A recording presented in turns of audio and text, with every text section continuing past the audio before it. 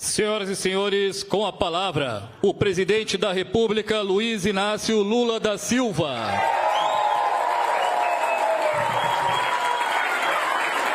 Olha, depois de falar tanta gente, quando não tem mais ninguém para falar, então chama-se o presidente da República para falar.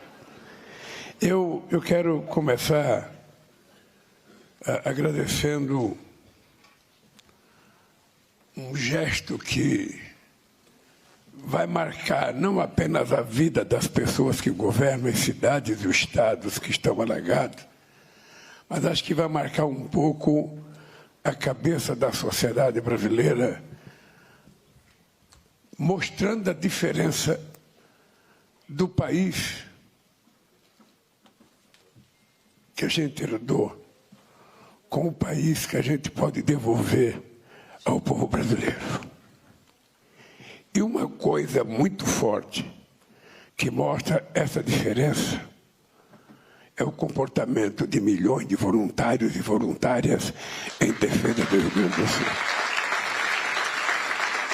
A gente pode ter certeza que um país que pode dispor de uma quantidade enorme de mulheres, adolescentes, homens, pessoas mais novas, pessoas mais velhas, se dedicam a fazer gesto de solidariedade, a sair de uma cidade para outra, a deixar o seu conforto para ir, sabe, para a amargura do outro.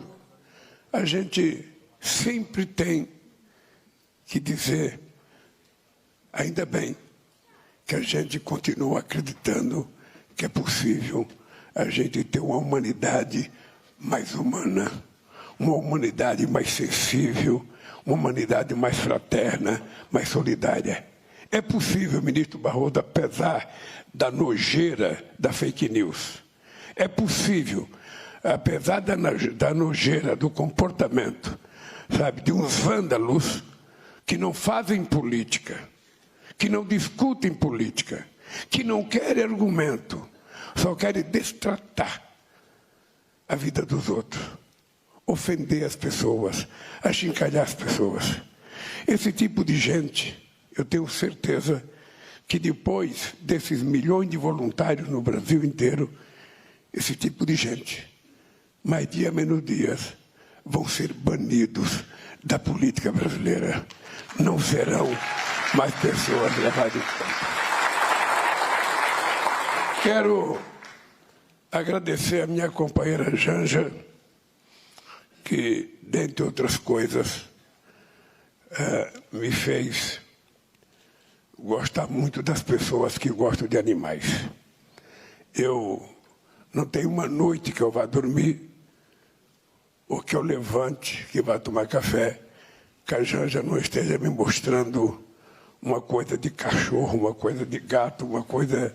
Só falta me mostrar coisa de barata, de coisa assim, porque ela fica emocionada, ela chora. Vocês, a quantidade de cenas que a gente viu nessa chuva do Rio Grande do Sul, a quantidade de animais tentando se salvar, a imagem daquele cavalo, a imagem de um gato segurando no chuveiro, a imagem de um cachorrinho pendurado não sei aonde, e agora mesmo, visitando aquelas mulheres ali, sabe, no abrigo, uma delas falou, presidente, peça para alguém salvar os meus animais. Eu falei, que animais? Eu tenho 3 cachorros e 20 gatos em cima do telhado, sabe? Então, o companheiro da defesa disse que ia lá, pegou o endereço dela, falou, sei onde que é, eu vou lá e vou salvar. Isso mostra, eu queria até, cadê o nosso prefeito, que foi no Jornal Nacional, no Fantástico, falar do recolhimento dos animais e fez a prefeitura virar um abrigo de animais. Porque só não gosta de animal quem nunca teve um animal. É verdade. Só não gosta de animal, mas se você tem uma vaca, se você tem um boi, se você tem um touro, um rinoceronte, um elefante, você gosta, você aprende a gostar.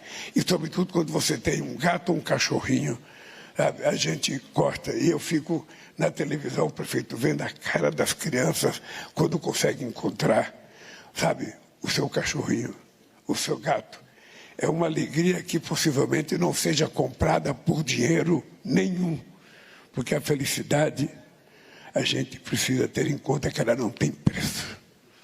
Ela é uma coisa que Deus nos manda de graça e que Ele só espera que a gente saiba retribuir. Então, eu quero te dizer que o teu gesto, como prefeito de uma cidade, de ter a delicadeza de colocar a prefeitura, sabe, à disposição para fazer isso, foi muito importante, sabe?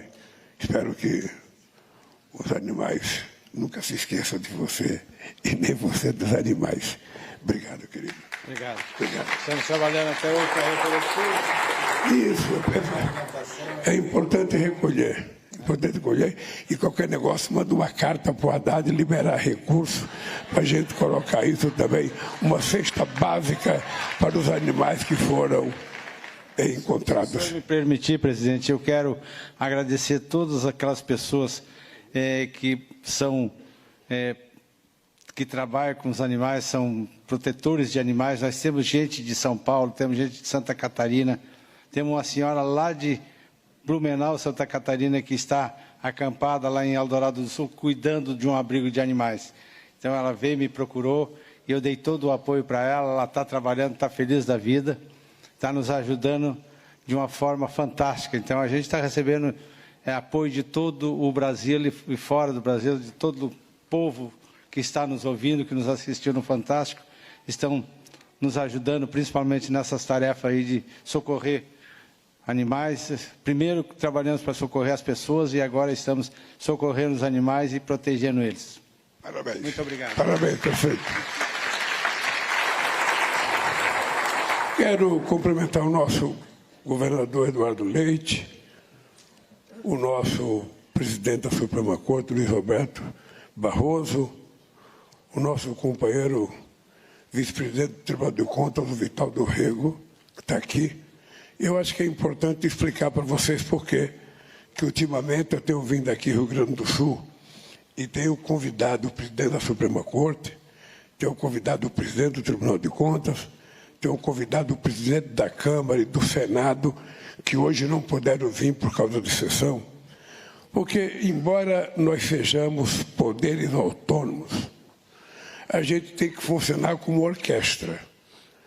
Ou seja, a gente não pode se encontrar apenas em jantares, de vez em quando. A gente não pode se encontrar apenas, sabe, para fazer um ato solene em Brasília. É importante que a gente se encontre nos momentos de amargura do povo brasileiro. Porque quando você tem um presidente da Suprema Corte que vem, sabe, sair da grandiosidade que é, sabe, a Suprema Corte, e vem ao chão de uma cidade alagada, e ele vê o tipo de pessoa que está lá sofrendo, a hora que chegar um processo em Brasília contra alguma coisa que está sendo feito, o olhar dele certamente será diferente. Não será apenas aquele, sabe, que não vê o lado social.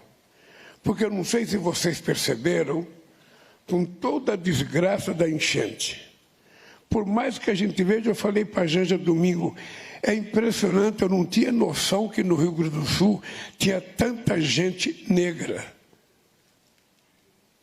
E no Fantástico apareceu muita gente, eu falei, não é possível. E aí a gente me falou, é porque são os mais pobres e porque moram nos lugares mais arriscados de ser vítima dessas coisas. Então, eu quando convido é porque eu quero facilidade para que as pessoas compreendam a necessidade de agilizar as votações na Câmara, no Senado. Que eles eu não chamo apenas para vir aqui, não. Eu estou chamando para compartilhar a elaboração das nossas políticas. Antes da gente mandar para o Congresso, eu convido para discutir. Nós vamos mandar isso aqui. Se tiver alguma sugestão, nos dê. Porque é muito importante a gente mudar o jeito de governar esse país. O fato de eu ter sido eleito presidente, eu não sou dono. Eu sou apenas o presidente, é como se fosse um síndico. E eu tenho que saber que outras pessoas pensam diferente e que nós precisamos tentar fazer uma combinação de esforços para que a gente possa fazer uma coisa, sabe, correta. E é isso que está acontecendo. Sabe? E aí uma coisa, governador, que é muito importante as pessoas saberem. Porque muitas vezes a gente sabe de notícias as mais estranhas possíveis, de briga, divergência entre a Fazenda e o Congresso Nacional, divergência entre a Casa Civil e o Senado, divergência, não tem das contas. Ô, gente, eu fui eleito presidente da República com uma bancada total de esquerda que não tinha 140 deputados. Não tinha 140 deputados. O meu partido só tem 70.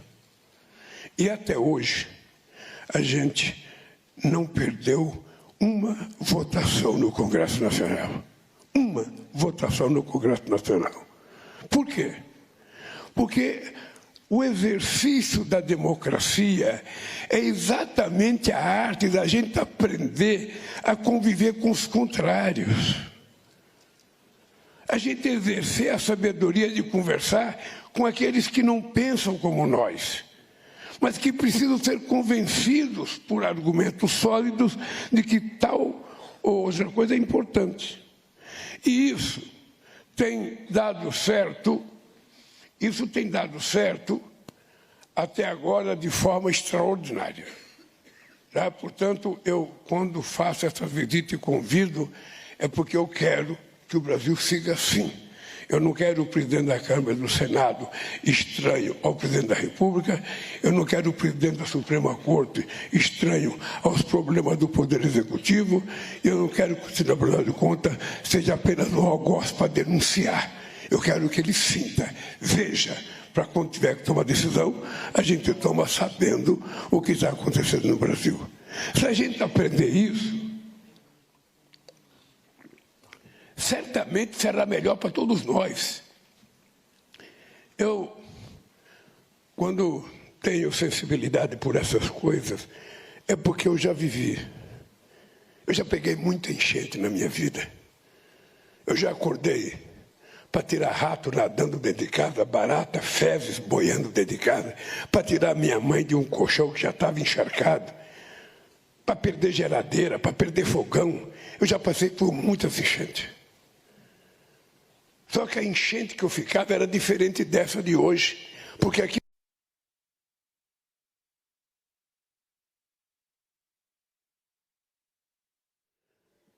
nas minhas enchentes a água vinha, lotava a casa e ia embora depois de umas 4 ou 5 horas, ficava um palmo de lama, a gente tinha que limpar a casa, cada sanguessuga desse tamanho na canela da gente, tinha que jogar álcool, cachaça vagabunda para matar o sanguessuga. Aí quando estava tudo limpo, vinha outra chuva e enchia outra vez. Mas a chuva ia embora, aqui não vai embora. Precisamos cavar um poço aqui para dar essa água embora, porque não é possível. Então, é uma coisa mais sofrida. Eu, uma vez, na prefeitura de São Caetano, em 1960 e pouco, quando estragou tudo que eu tinha em casa, numa casa que a gente tinha mudado, porque era um lugar mais alto que nunca tinha enchido d'água. Eu saí de um bairro chamado Ponte Preta, em São Paulo, que enchia d'água, e fui para um outro bairro em São Caetano que não enchia d'água. Pois eu mudei e no ano seguinte deu enchente na minha casa. Eu falei, o problema não é o rio, o problema é que sou eu. Então, essa enchente, gente, quando a água foi embora, que não tinha mais nada, a prefeitura nos deu uma mesa de fórmica e colchão de capim. Hoje, falar de colchão de capim agora dá um certo desprezo. mas era o melhor colchão que a gente tinha. E a gente agradecia ao prefeito de ter aquilo para dormir. Então eu fico imaginando essa gente que está aí. Mulheres com crianças, algumas mães, sabe, que não tem marido, que tem 2, 3 filhos, que perderam a sua casinha. Qual é a expectativa que eles têm? Hora que secar e que eu tiver que voltar, vou voltar para onde? Não existe mais o lugar que eu ficava. O ninho que eu ficava com meus filhos não existe mais. Se existe, está quase que insuportável. Então as pessoas, na verdade, terminam sendo o abrigo uma espécie de paraíso. Ou seja, eu não tenho aonde ir, pelo menos aqui eu estou segurado, eu estou recebendo uma comida, estou recebendo uma água, estou recebendo uma assistência médica que eu vi hoje, uma assistente social. E quando eu terminar, que ela tiver que voltar, o prefeito vem na cidade e fala: gente, olha, a água foi embora, a cidade está limpa, cada um volta para sua casa. Alguns voltarão e outros perguntarão: que casa? É por isso que nós resolvemos fazer uma apresentação aqui no estado do Rio Grande do Sul, que possivelmente seja a mais ousada que o Estado brasileiro faça para atender esse negócio do desastre climático. O que nós estamos fazendo aqui, governador, eu espero que sirva de modelo de um outro padrão de relacionamento entre os entes federados. O problema de uma cidade não é um problema de uma cidade, é o problema do Estado. O problema de uma cidade não é um problema do Estado, é um problema do governo federal, é um problema da nação.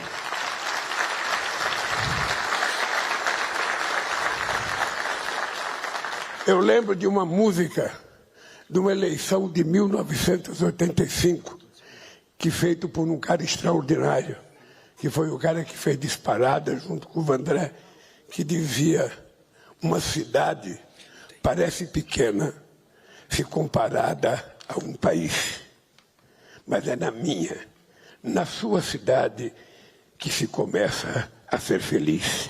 E é por isso que as cidades têm que ser tratadas com carinho e com respeito. O cantor era o Wilton Scioli, o compositor. Então, gente, o que nós estamos fazendo é tentar mostrar: é possível a gente minimizar.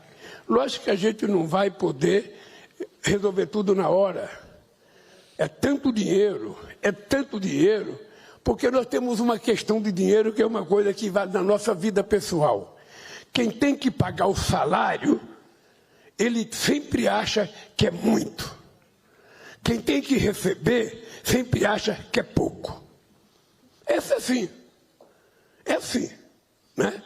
Então, na vida é o seguinte: quanto mais o Haddad achar que está colocando muito dinheiro, mais Eduardo vai falar: não dá. E o mesmo os prefeitos vão falar para o governador: também não dá. E o morador vai falar para o prefeito: também não dá. É um processo. Isso faz parte da nossa cultura, ministro Barroso. No Brasil, quando o cara quer pagar imposto de uma fazenda, ele conta uma rodinha tomando cerveja. Você é fazendeiro, pode tomar um whiskyzinho e tal. Aí o cara está lá: porque eu estou pagando muito imposto de uma fazendinha pequena. Na hora de vender, ele fala: eu estou vendendo, eu tenho uma fazendona para vender. Ou seja, na hora de pagar imposto é uma casinha, é uma fazendinha. Na hora de vender é uma casona, uma fazendona. Isso é parte da cultura nossa.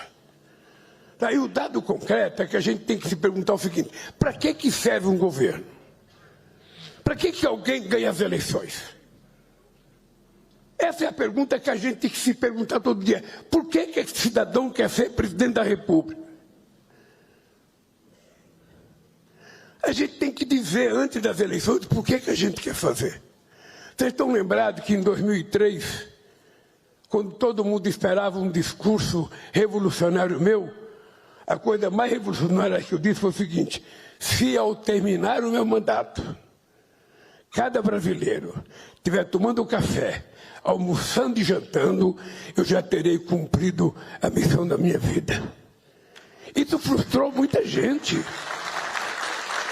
Isso frustrou muita gente que dizia, pô, esperava mais desse cara, ele foi eleito um operário, não falou nem em socialismo, não falou, sabe, em expropriação do poder na fábrica, nada, só falou em fome, e arroz, café da manhã, almoço e janta. Então, quando eu vejo uma situação dessa, eu tenho que perguntar o que nós vamos fazer. Se eu estivesse conversando com o ministro da Economia, ele ia falar, olha, é muito dinheiro, a gente não pode fazer tudo isso. Se eu ia conversar com o ministro da cidade, eu não posso fazer isso. Todo mundo tem sempre, todo mundo que cuida de dinheiro, isso vale num sindicato, isso vale num clube de futebol, isso vale nas Forças Armadas, isso vale na Igreja Católica, isso vale na Igreja Evangélica. Todo mundo que cuida do dinheiro, ele não quer liberar o dinheiro. Ele vai criar dificuldade, com razão, porque é nas costas dele que vai arrebentar, sabe, se alguma coisa der errada. Então, o nosso trabalho é tentar sensibilizar as pessoas de que o máximo que parece que a gente está fazendo não é o máximo. É apenas o necessário, é apenas o óbvio. E é por isso que nós garantimos, não apenas uma forma do cara voltar à sua casa. Nós vamos utilizar, e eu quero repetir aqui de viva voz, todas as pessoas que perderam a sua casa por conta dessa coisa que aconteceu aqui, vai ter o direito de ter uma casa no padrão do Minha Casa Minha Vida, faixa 1 e faixa 2. Não tem porquê. E aqui um apelo aos companheiros prefeitos, pelo amor de Deus, a agilidade de vocês de apresentar propostas, projetos, é que vai mostrar para a gente se a Caixa Econômica está morosa ou não, se tem burocracia ou não. Os projetos têm que ser imediatos. No Vale do Taquari, aconteceu a enchente em setembro, nós viemos aqui em novembro e fizemos um acordo com o Ministério da Cidade para a gente reconstruir casa. Em novembro, até hoje não saiu as casas. Novembro, janeiro, fevereiro, março, abril, maio, estamos chegando juntos. O que implica isso? Não pode, se for a burocracia, companheiros, Rui, você conversa com o Messias, se for a burocracia, nós temos que desmontar essa burocracia. Não é possível, porque muitas vezes o tempo de pensar de um cidadão que está com a responsabilidade de liberar um recurso, porque ele é um funcionário estatutário, não é o mesmo tempo do cara que está precisando do dinheiro. E como é que a gente faz com que as coisas aconteçam? Nós conseguimos fazer nessa reunião do governo, em que estava presente todo mundo que está aqui, nós conseguimos.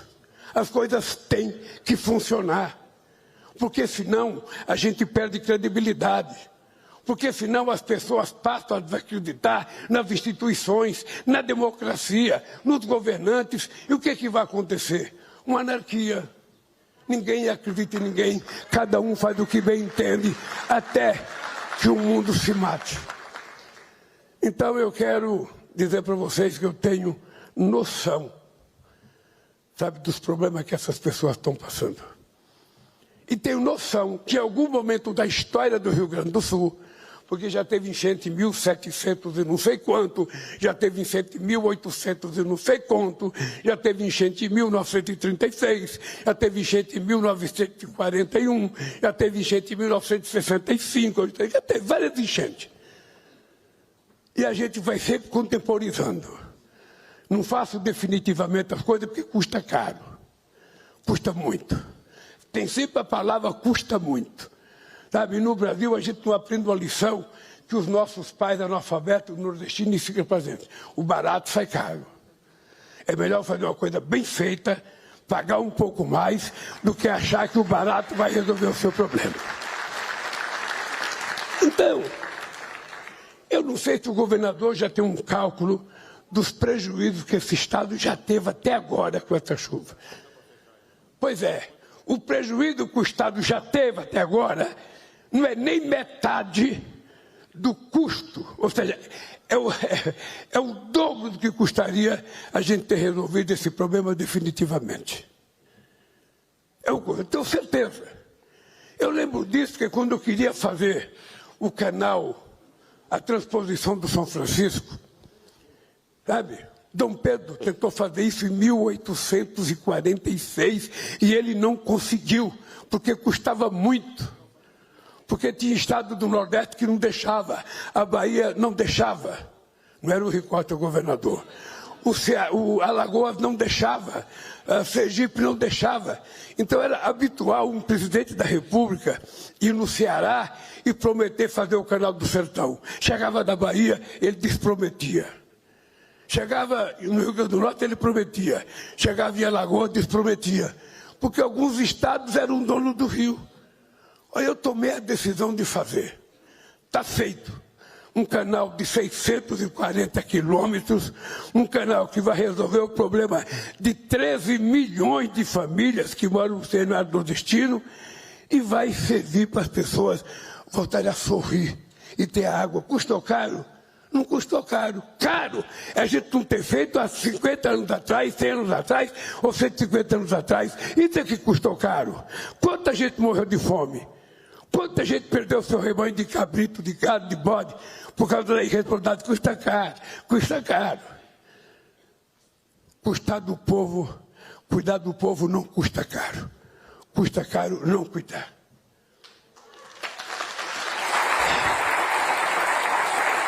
Então, eu queria agradecer a vocês que permitiram a gente viver esse momento. Queria, sobretudo, agradecer a Aeronáutica, queria agradecer a Marinha e ao Exército Brasileiro e agradecer ao ministro Zé Múcio, que tem sido um companheiro de muita vanguarda.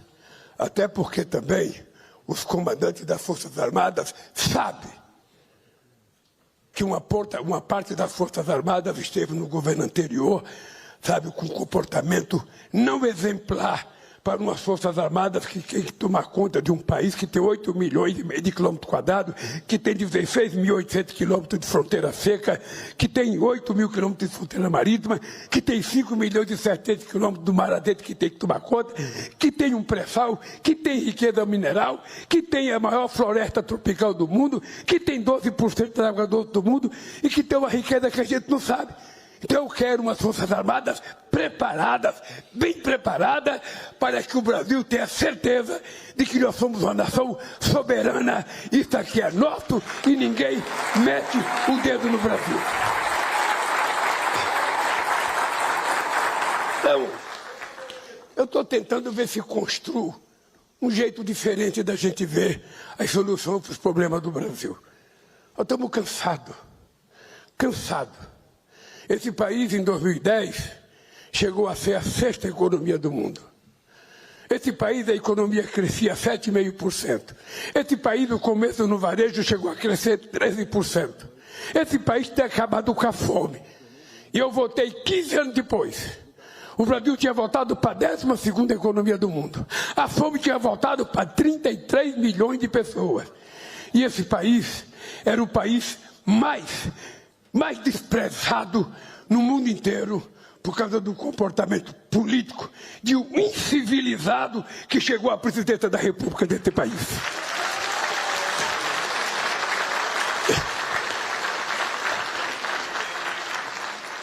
Então eu espero que a gente esteja dando uma contribuição de um novo jeito de fazer política nesse país. Eu tenho dito ao governador Eduardo Leite: Eduardo, não faltará apoio do governo federal. Não faltará nem ao Rio Grande do Sul e nem a nenhum outro estado brasileiro. Se o Amapá seu amanhã precisar, sabe, de dinheiro, a gente vai dar. Como nós demos na questão da energia elétrica. A energia no estado dele, você sabe que pelo acordo da privatização da Eletrobras, a energia no estado dele ia aumentar 44% este ano.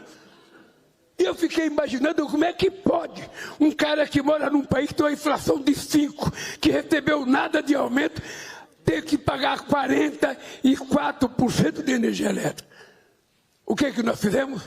Tomamos uma decisão, fizemos uma medida provisória e baixamos para 8% o valor da subida da energia elétrica. Esses dias eu fiquei puto. Está aqui o meu Edgar Preto, o meu presidente da Conab. Ele está aqui. Eu fiquei muito puto porque eu vi um pacote de arroz na prateleira do supermercado. R$36. Um pacote de 5 quilos. Eu não posso acreditar. Qual é o pobre que pode comprar um pacote de arroz a R$36? Aí falei com o Fávaro, chamei numa reunião. Aí explicaram que era uma coisa conjuntural, que porque é conjuntura, não sei das contas, que vai começar a colheita no Rio Grande do Sul, e quando começar a colheita no Rio Grande do Sul, isso vai baixar. E começa a colheita. E vai colhendo. E nada de baixar. Veio a chuva e atrapalhou também os arrozeiros. Então nós tomamos a decisão.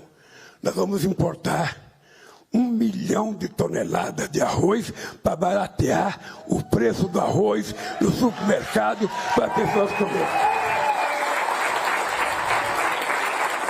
Esse país tem tradição italiana, tem tradição chinesa, tem tradição japonesa. Mas a tradição maior desse país é comer feijão e arroz. Se for gaúcho e tiver carne, tudo bem. Mas se for pernambucano e não tiver carne, come puro com farinha de mandioca ou com ovo frito se tiver. Mas do feijão e arroz tem que ser sagrado para qualquer mulher e qualquer homem que trabalha nesse país. E assim, a gente vai cuidando desse país. Porque eu não gosto de utilizar a palavra governar. Eu gosto de usar a palavra cuidar. Cuidar é mais sensível. Cuidar é mais humano. É a gente cuidar. Eu quero cuidar do quê? De gente. Eu quero cuidar de quê? Dos mais necessitados. Porque tem uma parte da sociedade que não precisa do Estado. Vamos ser francos, um cara que estudou, que é um cara bem formado, que tem uma boa profissão, que ganha, sei lá, uns 15, 20 mil reais por mês, 25, 30, sei lá. Um cara que ganha isso, ele não precisa do Estado. O Estado só enche o saco dele porque leva 27% de imposto de renda dele. Ele fica puto com o Estado. Né? Mas o Estado não faz muita coisa por ele. Né? Não faz. Nós agora estamos decidindo que no Minha Casa Minha Vida, porque o Minha Casa Minha Vida sempre foi um programa bem feito para cuidar dos mais pobres, e a gente utilizava o CAD único para que as pessoas tivessem acesso ao Minha Casa Minha Vida. Mas aí eu me dei conta na última reunião ministerial que tem um problema. Ou seja, eu cuido do cara que ganha pouquinho, um outro cara que ganha mais um pouquinho, mas tem um setor de classe média que a gente não atende ele. Um cara que ganha 8 mil, 9 mil, 10 mil, não tem casa para ele. Você é deputado, você ganha mais, Roseto. Mas se você não fosse deputado, você ganhava menos. Ou seja, tem um pessoal que trabalha, que é trabalhador, que é bancário, que é metalúrgico, que é químico, que é gráfico, sabe, que é um pequeno comerciante, que é um pequeno empresário que vende alguma coisa. Ou seja, se ele ganhar 8 mil, não tem um plano para ele. Ele nem é pobre e nem é rico. Ou seja, ele é uma classe média que tem sido abandonada durante muito tempo. Então nós resolvemos que é preciso trazer essa gente. É por isso que eu tenho orgulho de ter participado de um governo, que o Haddad é ministro da Fazenda, que o Ricota é da Casa Civil, que o Pimenta me abandonou agora e voltou para o Rio Grande do Sul, que a Esther, que a Nívia, que o Hélio, todo mundo aqui é ministro. A gente aprovou, há um mês atrás, o maior programa de crédito da história desse país. Vai ter crédito para catador de material reciclável, vai ter crédito para empregada doméstica, vai ter crédito para o micro e pequeno empreendedor, vai ter crédito para todo mundo, para o grande e para o pequeno. E vai ter um crédito especial, sabe, para financiar habitação para o setor de classe média.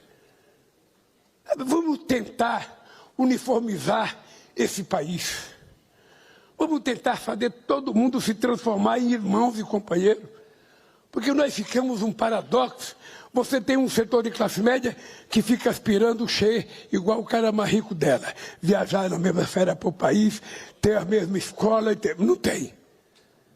E aí você tem o pobre que a gente dá um pouquinho a mais de salário mínimo, todo ano aumentando, o salário mínimo vai aumentando, o cara fala, pô, eu não cresço, o salário mínimo está crescendo, os pobres vão me alcançar. E aí começa a ficar com raiva dos pobres. Não, gente. Não. Nós precisamos fazer o seguinte. Ninguém gosta de ser pobre. A única coisa que a gente não escolhe é ser pobre. Você escolheu ser jornalista, você escolheu ser advogado, você escolheu ser juiz, você escolheu ser... O que você é? Bacharel em Direito. Bacharel em Direito. Sabe, todo mundo... Mas o pobre ele não escolhe. Percebeu que ele não tem o direito de escolher? Pô, não deram a ele a chance dele escolher. Ele nasceu para ser pobre. Aí você vai pegar a chamada árvore genealógica dele, não tem árvore, não tem galho, está seca. Morreu. Ele é filho de tataravô pobre, bisavô pobre, avô pobre, pai pobre, ele é pobre, o filho dele vai ser pobre. Porra, será que a gente não consegue resolver o problema um pouco? Ele não quer ficar rico, mas ele quer ter o direito de tomar café, almoçar, jantar, morar, estudar, ter acesso à cultura. É isso que nós precisamos garantir. É isso. Então, companheiros e companheiras, eu queria dizer para vocês que hoje eu volto para casa feliz. Porque vocês não têm noção. Para mim, é muito importante abraçar todos vocês. Eu até estou beijando muitas pessoas agora, coisa que eu não fazia. Eu estou ficando moderno agora. Para mim pode ser uma mulher, eu vou beijando logo. Não tem mais problema. Mas por que eu vou voltar para casa feliz? Porque hoje eu tive um encontro que eu precisava ter com as pessoas que estão nos abrigos. Sabe? Com as pessoas que estão ali. E aí eu tenho que pedir uma salva de palmas para o reitor da nossa querida Unicinos, sabe?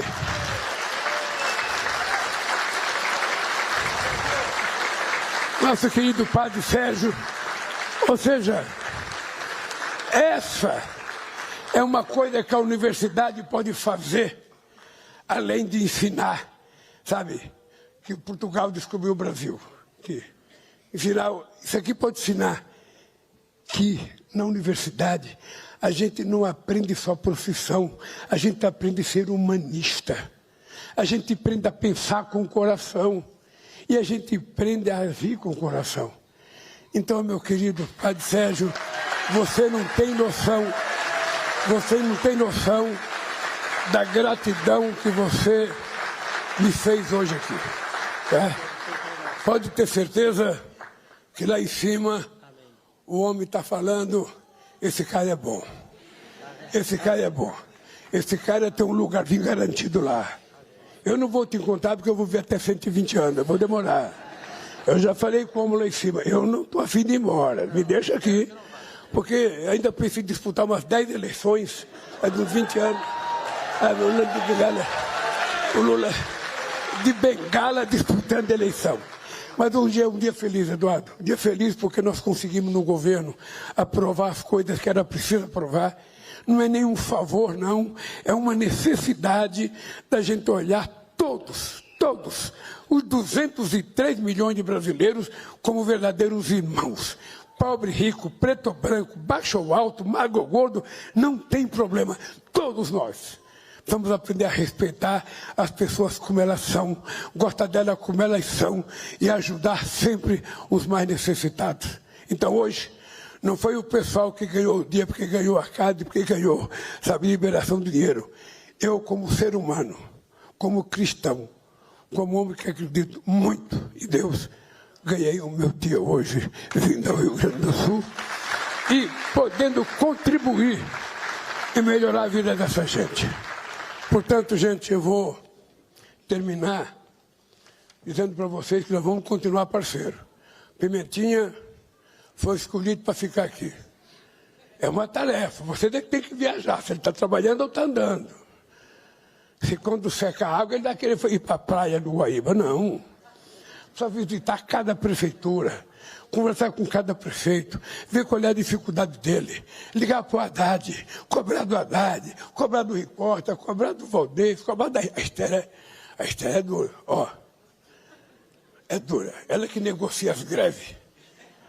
Eu não sei como é que a gente está numa faculdade e você não tomou uma vaia aqui, porque não conseguiu resolver o problema da acordo dos professores.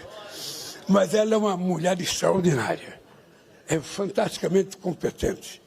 Então eu estou muito gratificado, muito sair daqui satisfeito. Sabe? Aprendemos muito Rui, aprendemos muito Haddad, aprendemos muito. De vez em quando a pessoa fala, Lula, você é múcio. Ele não é muito light para ser ministro da Defesa. Eu falei, não, é o ministro que eu quero.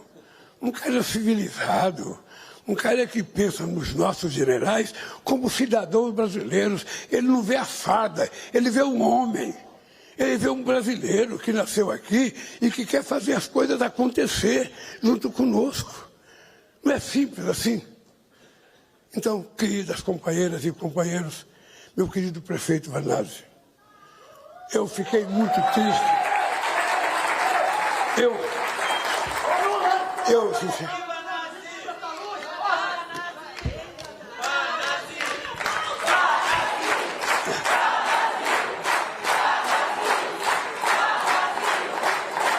Ô, Vanazzi, não, eu vi fotografia da casa do Vanazzi.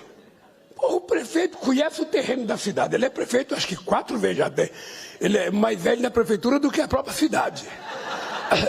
Ele com essa cidade, a cidade tem morro de baixo. Ele foi construir a casa num lugar mais baixo. E você já sabia que tinha tido enchente aqui, não já? Mas você pensava que eu ia dar mais. Eu queria pescar perto do rio. Eu quero te dar os parabéns pela tua perseverança. Porque ter a casa como você está, ter o povo afogado como você está, e está animado, com um sorriso na boca ainda, é uma coisa fantástica. Vale a pena a gente adotar o Vanazzi como exemplo de pessoa digna, de pessoa trabalhadora. Parabéns.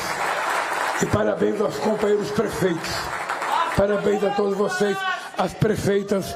E vou terminar, parabéns, assistentes sociais do Brasil, por tudo que vocês fazem por esse país.